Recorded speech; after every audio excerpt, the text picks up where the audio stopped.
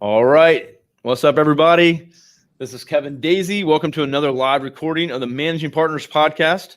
I'll be your host, also the founder of Array Digital, where we exist to grow law firms through marketing. So we'll talk about a little bit of that today on the episode. Today, I got a really special episode because I have two gentlemen, as you see here on the screen, two good-looking gentlemen here. And they specialize in eminent domain. And I was just talking to them backstage. I'm not aware that we've had an eminent domain firm on the show, even though we've had almost 200 plus managing partners on the show. So excited to dig into that, learn more about it myself. It's not an area that I have as much knowledge in. And so ready to ask some questions about that.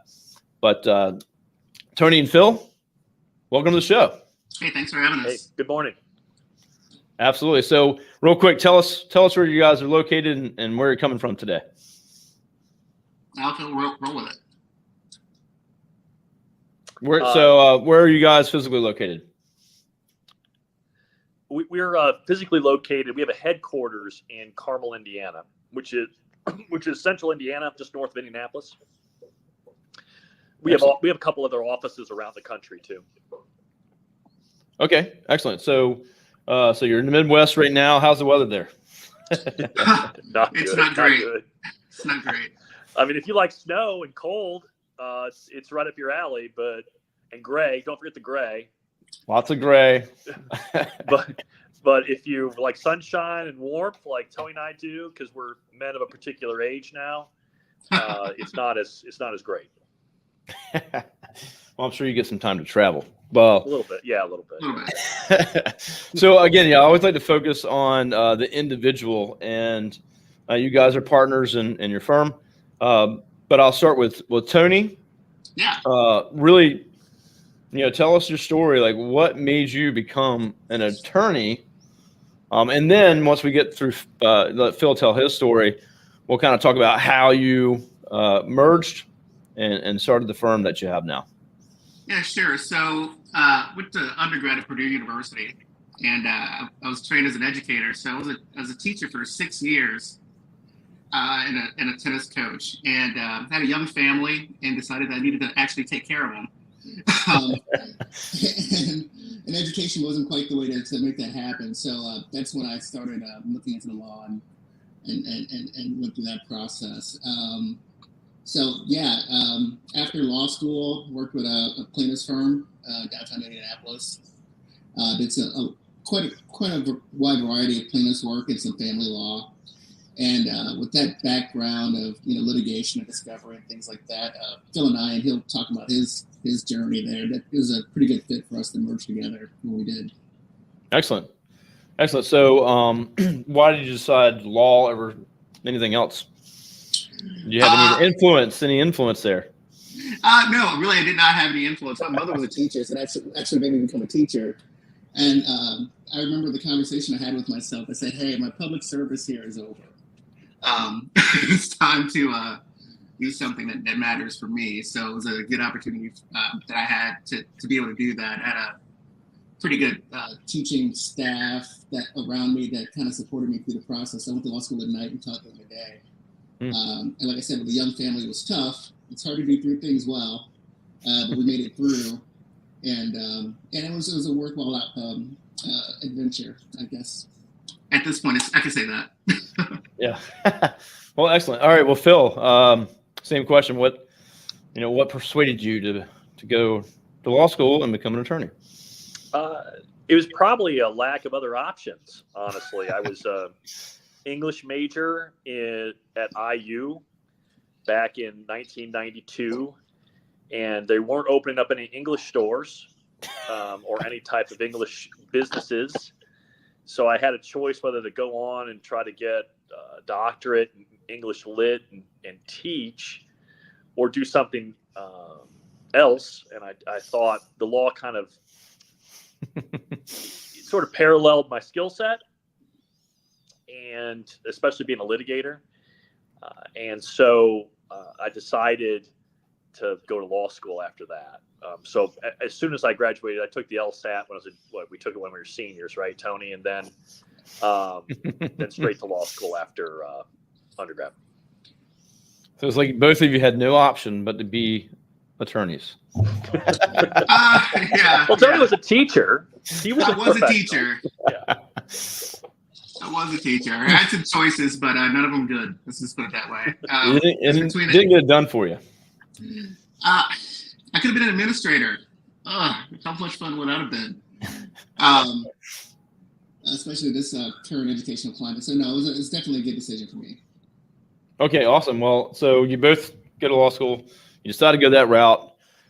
Tell us a little bit about how you came together, started the firm you have, and then I want to dig into what you guys actually specialize in, what kind of clients you help, situations that you're dealing with on a daily basis. Well, Phil had a pretty successful solo practice in Ohio, and he moved to Indiana because he was sick of snow. I guess it snowed in May in Ohio, and Phil had enough of that. So he decided to move south to Indiana. That's where his wife would let him go. And his office was right next door to mine at the Plato's firm downtown in Indianapolis. And first day he came in, he said, "Hey, you want to go get a beer?" And that beer turned into about a 12-hour session. So we became fast friends. And from that, we realized that we had some synergies that we thought would work out. And we were there at that firm probably for about a year, Phil. And after about a year, I left to become a partner with a different firm. And Phil left soon thereafter, and started a solo practice again. And after about 2 or 3 years of staying in touch and working with each other on some various side projects, we decided that maybe we'd give running a firm together a shot. Awesome. And Phil, how'd that work out? Well, it's worked out really well. We've had a really, really successful run. I think, what's it been, 13 years now? Yeah, actually it has, yeah. Something 13, it's 12 or 13. Excellent. Congratulations. I mean, that's, a business to get past 5 is, few and far between. So yeah, had a lot of growth, both personally and professionally during that period of time. It's been a great ride, and I think we're set up for a lot of success going forward too. So it's been awesome. Well, excellent. For everyone tuning in, listening to the show, you can, while we're chatting here, go check out their website. So landownerattorneys.com. Awesome web address. It actually makes sense. It's clean. It's easy. It's not the two of your last names jammed together. Yeah. So kudos to that whenever you purchased it. Good for SEO, and we'll talk about that too in a little bit. But go check out their website. They have a really great video on there, which I watched prior to this because I like to get to know my guests a little bit. And it's a good video of these two guys talking about what they do for their clients and what they do day to day, which I thought was really well done. And it also, I think a lot of firms need to do a better job. People need to feel and meet and see who they're going to be talking to. So they know that they're going to make the right decision when they give that phone call or fill out a form or whatever. But I think you guys on the site with the video and stuff like that does a good job of, building that trust and relationship with someone that hasn't even called or talked to you yet. So, so tell us a little bit about what you guys really specialize in, and what are the kinds of folks that you're helping. Well, let me start with this real quick, just to dovetail into that. So the structure I came from was very rigid, big firm type of stuff. And the videos and everything, as far as marketing, the guerrilla type style marketing that we have on the website, Phil really spearheaded that, and he still does today. And he's done a really good job of transitioning us from thinking these big monolith firms and being more nimble and trying to go to where their clients are. Find the cheese, right? You can't get paid unless you find the cheese. So Phil's done a really good job of making sure that we're positioned to keep finding the cheese so that we can keep eating it. Yeah. Again, kudos. I think you've done a good job, and feeling approachable, and that your experience is at the same time, and that So I think it accomplished a lot of those things when I just watched it and took a look at what your site has, and it has photos of people, and I think a lot of firms stay away from that, and they don't want to, especially business firms. It's just stock images everywhere, and So. Well, I will say that the one thing that we do have to sell, because most people don't even know what eminent domain is, right? We have to sell ourselves. So we have to be more proactive on making sure they actually know us and hopefully like us enough to hire us. And I think the videos do a very good job of showing that we're actually people. Our whole philosophy in the firm is we started off wearing suits and ties to every meeting and being super formal, and most of our clients are farmers or they're small businesses to a large degree, and those people just don't want that person in their office all the time. They see that person and they think billable hours, and we're going to get pounded into the dirt with a lot of this nonsense that Phil and I just don't engage in. Well, yeah, I mean, you're potentially losing property that you thought you owned, and then you're going to get a bunch of billable hours too by some guy in a suit. Right. So, yeah. So, Phil, tell me a little bit more. Like, you mentioned like farmers and small business, but why would I call you guys, right? So, what situation am I in? How do I even know that I'm in the situation? But who's the person giving you a call that's like, this is happening, I need help? Right. So, if you think about the eminent domain process, it is land taken by the government for a public purpose. So typically there's some type of run-up that occurs before you're actually involved in the takings process. You've been notified, there's been some public meetings, you've heard rumblings from your neighbors. If you're a more sophisticated business owner, like a commercial property owner or somebody owns a big piece of industrial ground, you've probably had your finger on the pulse of this for a while. You're also aware that sometimes projects never happen. So there could be a bunch of rumbling, and then that project stalls out for whatever reason and never actually happens, right? Or it happens 10 years down the road. Really, when you're first at the point where you need an attorney, is you've received an actual physical offer for a taking of your ground by whoever's trying to take it. And it's at that point that you're well advised to go out and seek counsel, specifically to address the issues of compensation. I will say for your listeners, there is, in the 50 states in America, the chances of you being able to stop a road project are very, very, very small. And in almost every instance where a client, no matter where they're from, comes to us and says, Phil, I want to stop this major road construction from happening, we won't take those cases. We won't charge them, and we won't take their money, because we're interested in good outcomes for clients. And I can't we can't in all good conscience tell them they're going to have a good outcome if we're trying to stop a road taking from occurring. Yeah. The name of the game is always about what compensation they're going to get, or it shouldn't say always, but 99% of the time it's about what compensation they're going to get.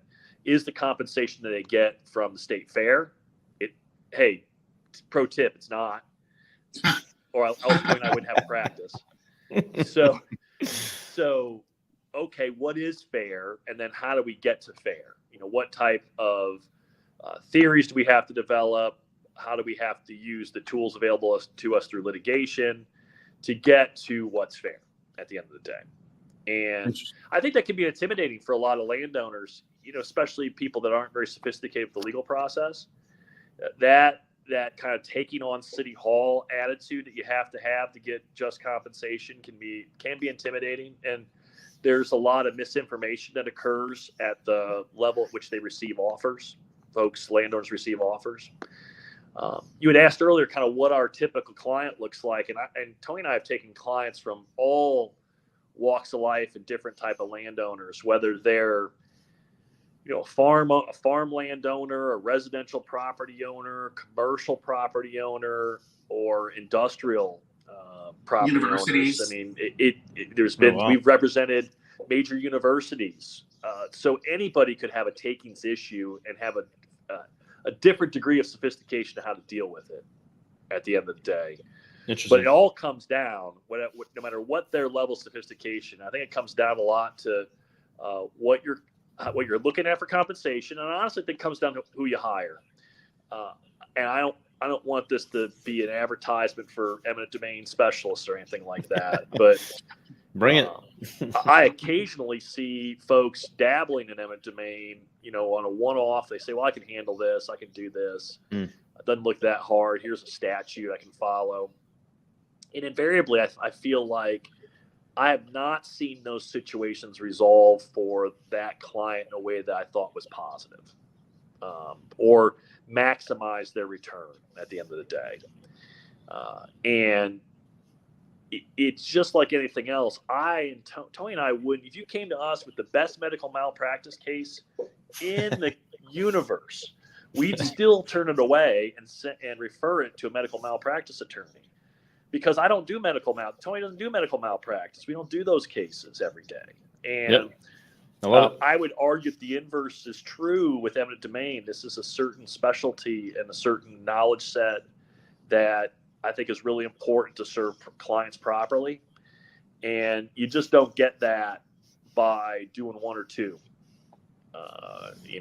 Tony and I have done several thousand eminent domain cases and some extremely complicated ones. So we have seen all the issues you're going to run into and fought the fights and had the jury trials and done the things that give us the expertise.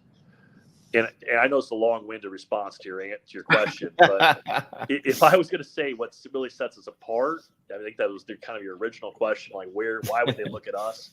Yeah, I'd say it's experience. And we've got a ton of experience doing eminent domain in different jurisdictions and all over the country with representing all sorts of different types of landowners.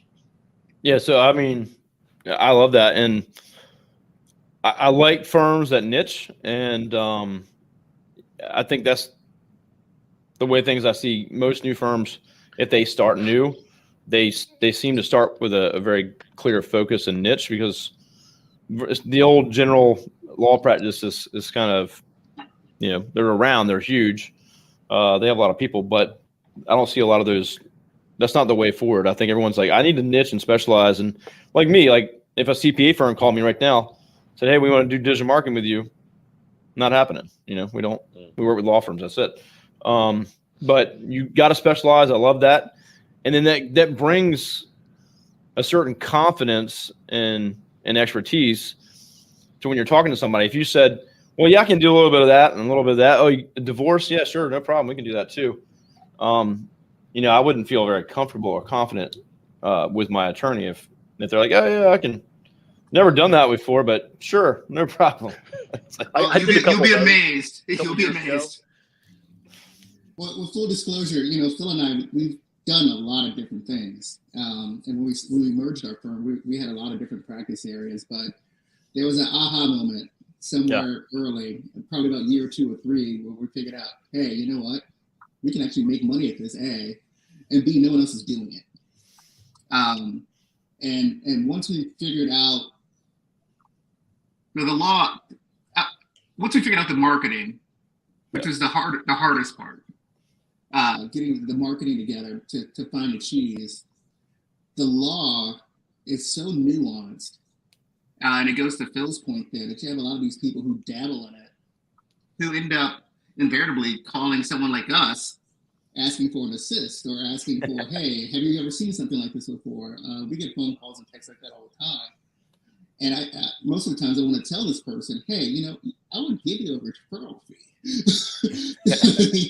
You probably have much better success instead of trying to take a shot and potentially ruining your client's one opportunity to get compensated and work with someone that actually understands what's happening. And I don't want it to sound like, we're egotistical or anything like that, but it's just a fact. This law is so nuanced. It's you can really have a lot of problems if you don't pay attention. Yeah, well, I mean, I think it does take time. And when I started my agency, 2006, I was on websites, and I did have some law firm clients, but I worked with anybody, and it took years and years and years to figure out we need to niche and focus. And I think that's natural. As you start a business, you're like, we need work, we need clients. We'll take whatever we can get. But then you start to go, wait a minute. And you have that aha moment. We kind of had the same thing. And I think that's just a natural progression of most ventures, that you start one way and you start to narrow it down and focus on what you're really good at. So, yeah, I think that's good. So, you mentioned marketing, and one quick thing, I heard you mention something about the more sophisticated clients, and one of the things I was thinking, like, cities put out like plans and things for 10, 15, 20 years in the future. I would think your more sophisticated clients are probably looking at that stuff, city websites, seeing what's coming. Well, that cut both ways, Kevin. I'll give you an example. I-69, which is a major interstate that's connecting Canada to the southern part of the United States through Indiana. And it's connected from Indianapolis to Evansville in Indiana, southern Indiana. Okay. This is a interstate that was planned for 26 years.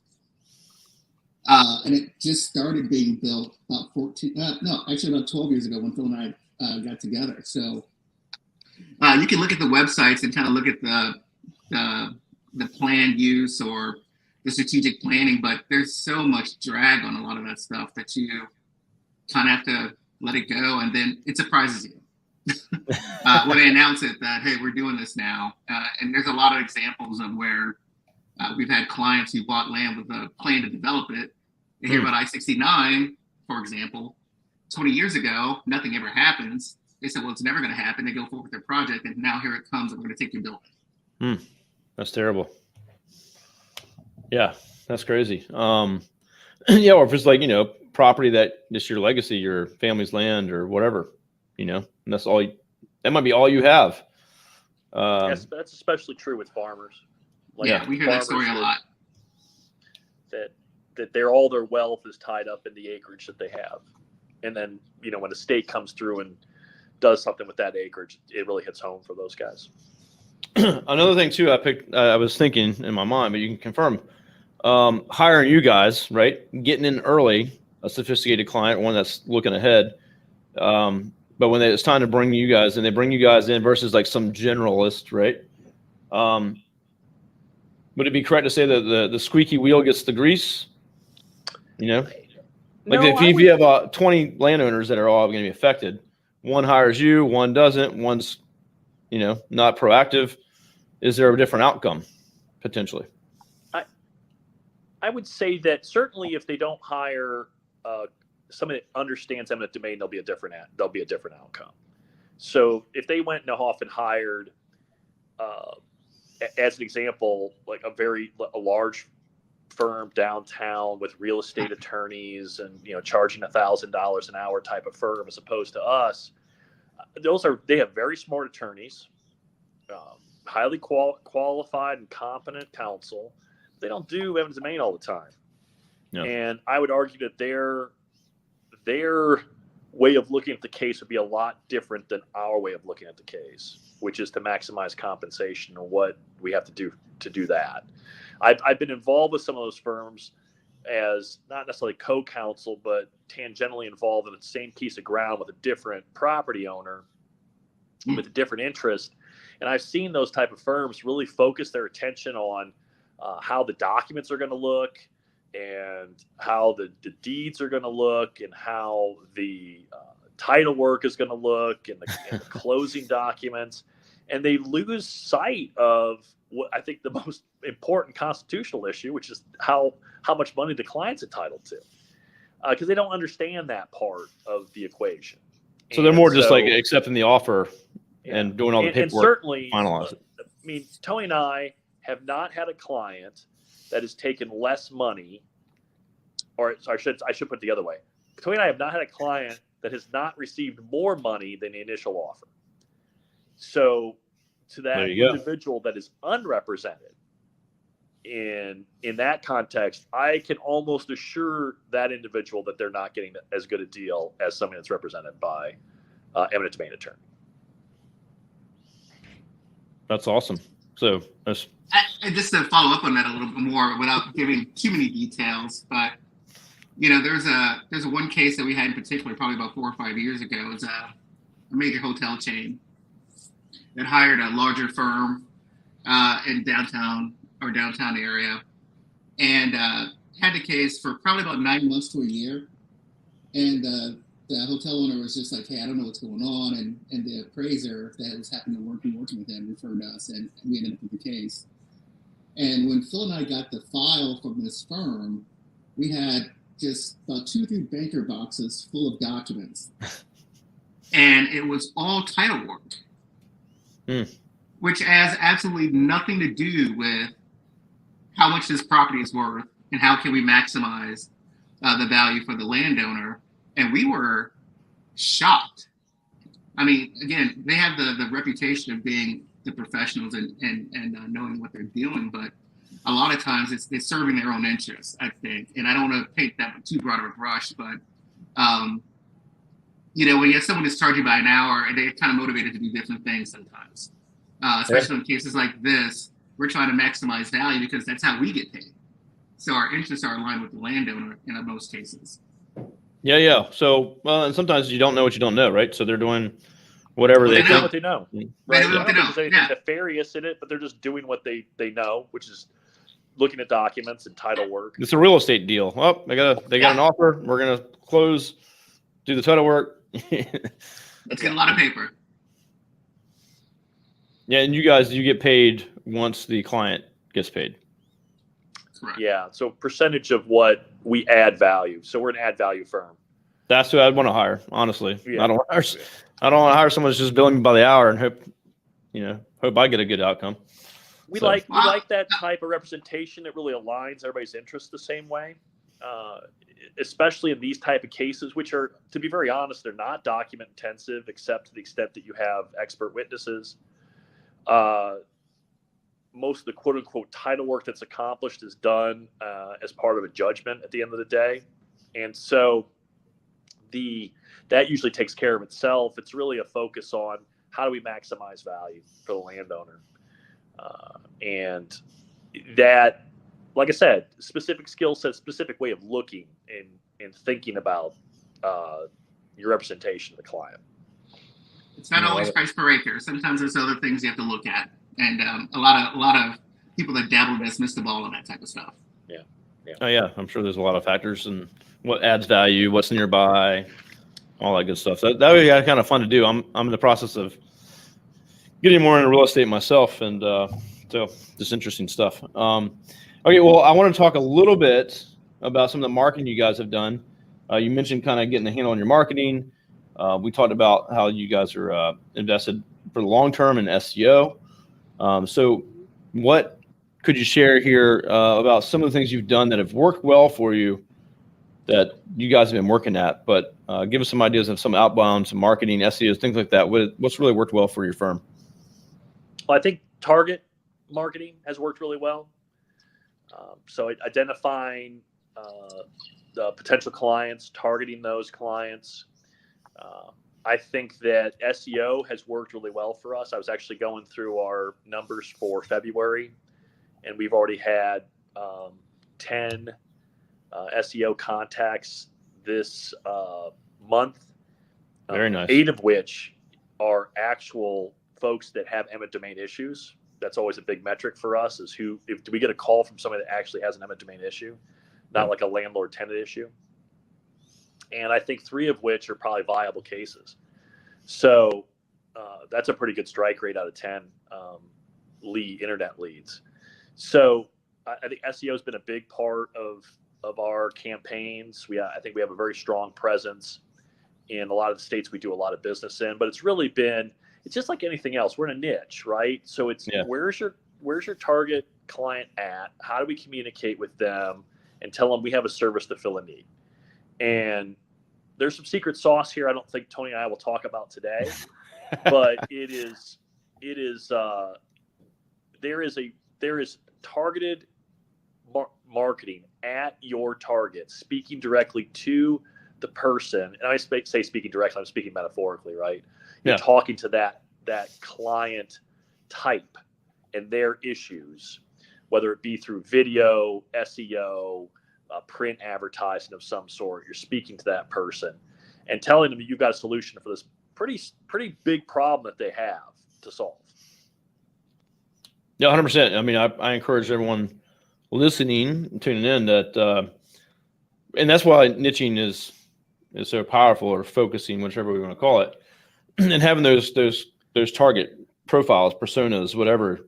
You can have Bob the farmer or whatever, but who are they? What do they need? What do they like? Where they live? What are the issues that they, yeah. And then you can tweak all your messaging as if you're talking to them, which is super important. Talk to them about their problems. Tony and I, as part of our marketing strategy, do a lot of public speaking. I read a book way long time ago. It's called Speak and Grow Rich, or Speak and Grow Rich. Okay, nice. And I read that one. It had a lot of, I think, really interesting points to make, where the more that you speak and publicly speak, the greater sort of sense of authorship you have, or expertise that you have around a subject matter. So if you could say, I've spoken at 4 CLEs and I've done hundreds of seminars talking to landowners, that lends itself a sense of credentialing to you, 100%, and expertise. And there was a period of time where Tony and I barnstormed all across Indiana. We would speak, not just Indiana, man, every week. A lot of different states. A lot of public engagement. A lot of that's fallen off with COVID. We're looking for ways to replace some of that. But I'm a big believer in getting the message out and talking publicly to people, and throwing seminars in areas where there's going to be projects, and talking to landowners about face-to-face about their problems at these seminars and answering questions.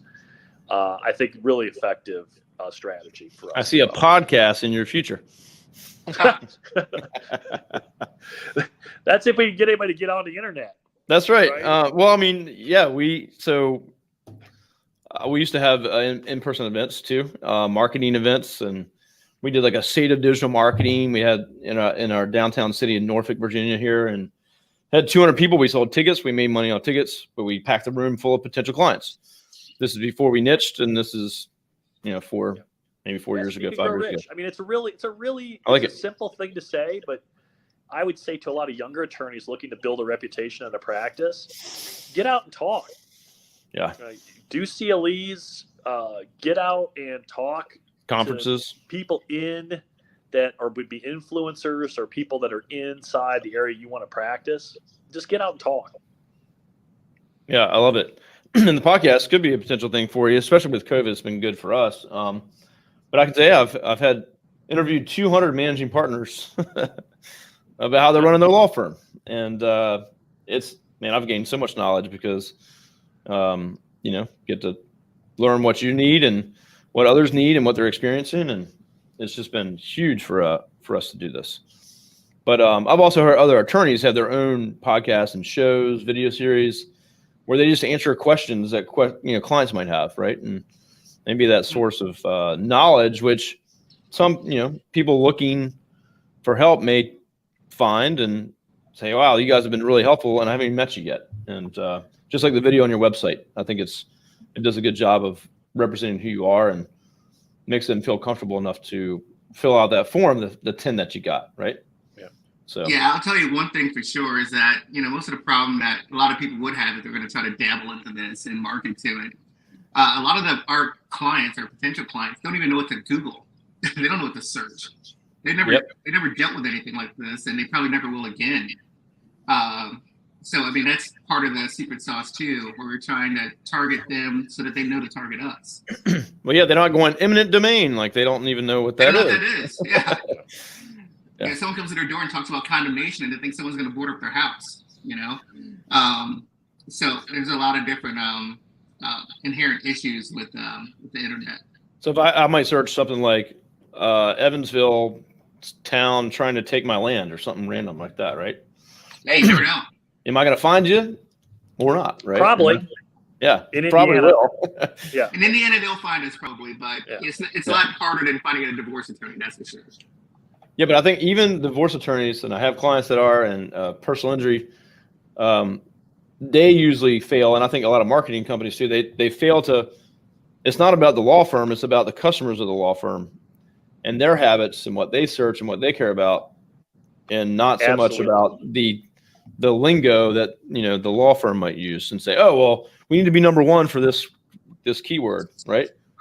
No one's searching for that. They don't understand what that even is. And there's going to be 1,000 ways that they do search for that, type of practice area or problem they have. And so, yeah, you got to get really crafty and put out a lot of good content and start tracking those things on a monthly basis, which is what you guys are doing, which is great. And see what works, what doesn't work. And you got to build that foundation up. And SEO, yes, it's an ongoing thing. It doesn't happen overnight. So, well, I love everything you guys are doing. Last question. I don't want to hold you guys up too much. We probably have a lot of billable hours right here with the three of us. Bill. Oh, yeah, I'm just kidding. Ask as many questions you want. Yeah, we can be here all day. It's fine. Maybe I'll bill. Yeah. So going forward, what's the big plans for the firm? How many folks do you have too in the firm?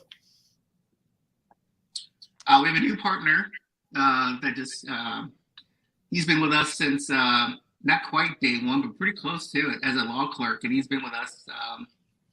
He's been an attorney with us for 9 years, Jordan Walker, and we have George Padgett, who's been with us not quite as long, but pretty close. They were best friends actually in high school. Excellent. And we have an attorney, Shiloh Dahlm, in North Carolina. He manages our North Carolina office. So we're pretty close lean. to me. Yeah, very southern.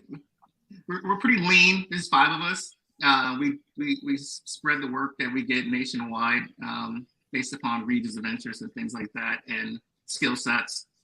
And it's worked out for us. That's excellent. I mean, I think an interesting thing we're trying now, if you have other partners from small firms on, is that we've recently decided to reorganize roles a little bit, and to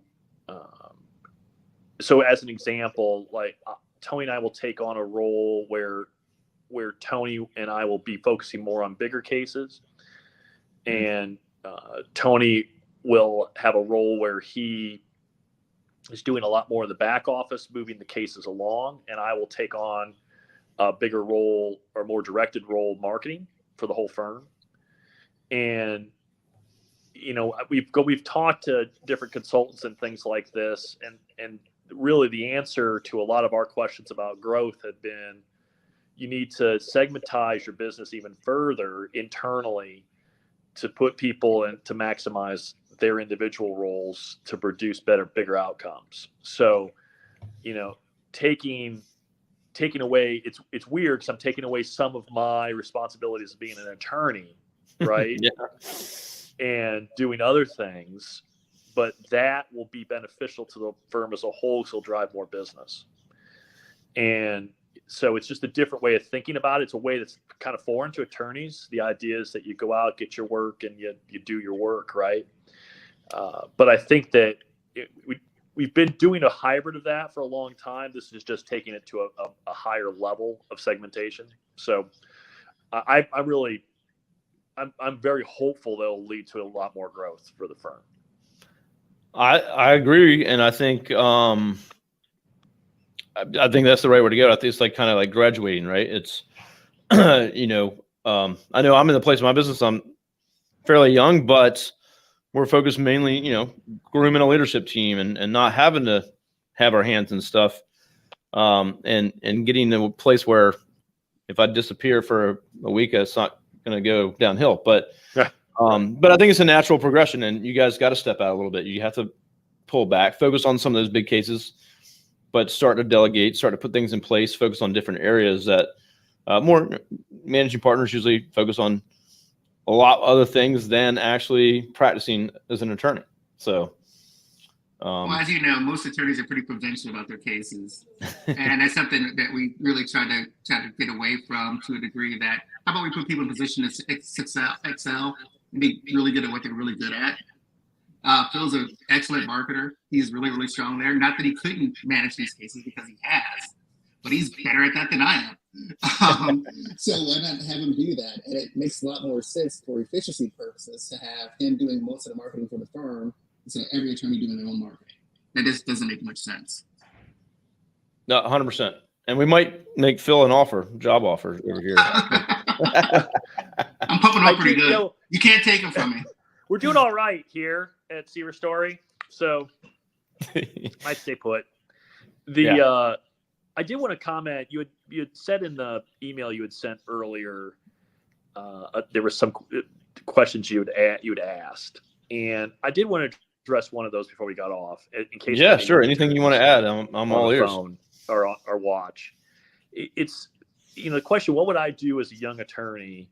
Is I think, and we've had young attorneys come interview with us and talk to us about like starting their practice, and I hear this kind of typical story. Well, I'm going to become really good at doing this thing, and then people know who I am, and then I'll have business. And I think that you've got to shift your thinking there.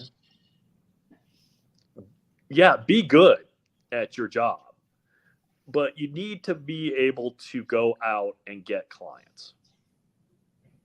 Tony and I had an experience at a big firm. A guy there that's a quote unquote partner in name. He's not bringing in clients. He gets cut right out of this firm. He's on the street after working at a firm for 10, 15 years, and he doesn't have any clients. He doesn't know how to get clients. And so where's that guy going at 48, 49 years old? Yeah, what value do you bring to the table other than just being good, Yeah. So I would tell the young attorneys, sharpen your skills at getting clients. And I think that you and our firm have hit the nail on the head. Figure out what your niche is, what appeals to you, and where there appears to be a vacancy in the law, or at least not as much competition in the law, or there's just a huge amount of work to be done, and focus your attention on that niche. I think it's a great tip. And so for me, my company, I have a few people. Me and my partner is one. We do a sales training every morning, videos, tests, stuff like that. We've been doing it for 2 years. I sell for the company. I do some of that. We have sales team members as well. But I think one of the things I've taken away from it is we're all salesmen. I don't care what you are. In life, you're a salesperson to some degree, whether you're trying to sell your wife on going on a date with you, to getting your kids out the door on time and convincing them to do that. It's all about persuading and trying to get a better outcome. And so if you can't go get clients, you can't sell, you can't close. That's a big issue. And I think a lot of attorneys, you go work for a big firm, you might not be handed leads. You might have to go get every single thing. And if you're going to run your own practice on your own, where maybe you're used to getting clients thrown at you, what if that dries up? What are you going to do? So great tip. I think you need to be able to learn how to market yourself, network, whatever, to bring in clients. Well, I can tell you from direct experience, it's very hard to do. It's very hard to learn right away. Coming from a big firm and waiting for the phone to ring when you're out on your own is not something that happens very easily. Yeah. If you're at a big firm and a partner gives you an opportunity to go to a meeting and say some words, man, jump on that, right? You got to get your face out and have people know who you are. Yep. And that would just be my one piece of advice. My second piece of advice is, think carefully about before going into law. if you're a young fella or lady, it's not like the movies. Tony and I are in a good position now, but it takes a lot of work to get to where we are. A lot of work. Tony, what you got? Piece of advice for that young attorney going, I'm going to start my own company tomorrow. Yeah, Bill. No. But if you do still want to do that, to Phil's point, you really have to get out and start talking to people, even if it's just other attorneys that do what you do, that are more senior and may have some overload of work that they're willing to share with you, referral work with you. That's something that's underutilized, I think. But those relationships can go a long way with other attorneys, especially when you're first starting out.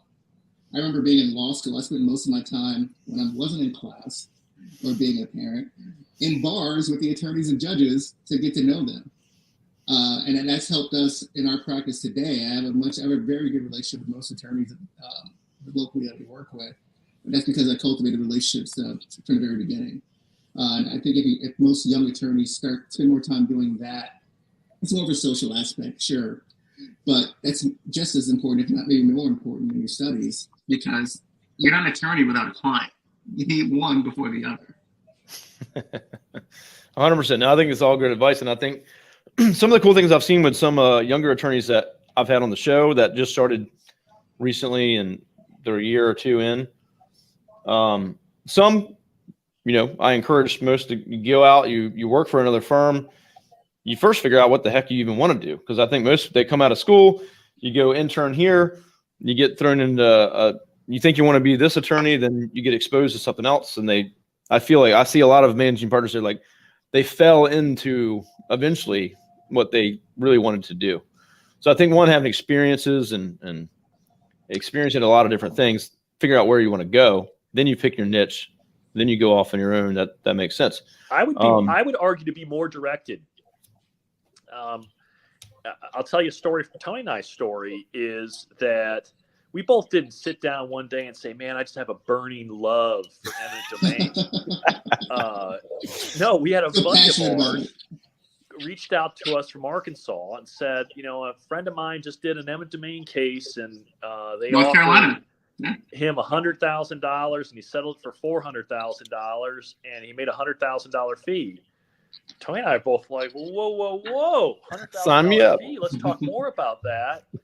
And then we started looking around and I don't want to toot our horn, but we're probably where the genesis of the eminent domain bar at large really grew out of in the Midwest is our practice. We started looking around and seeing there was nobody else doing it in Indiana.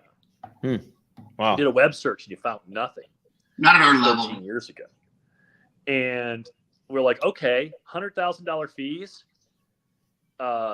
Nobody else is in the competitive space. Are there clients? Oh my God, look, there's all these road projects, especially in Indiana at the time, I-69. Wait, there's these huge pipelines, Rex Pipeline. All these takings are happening in Indiana.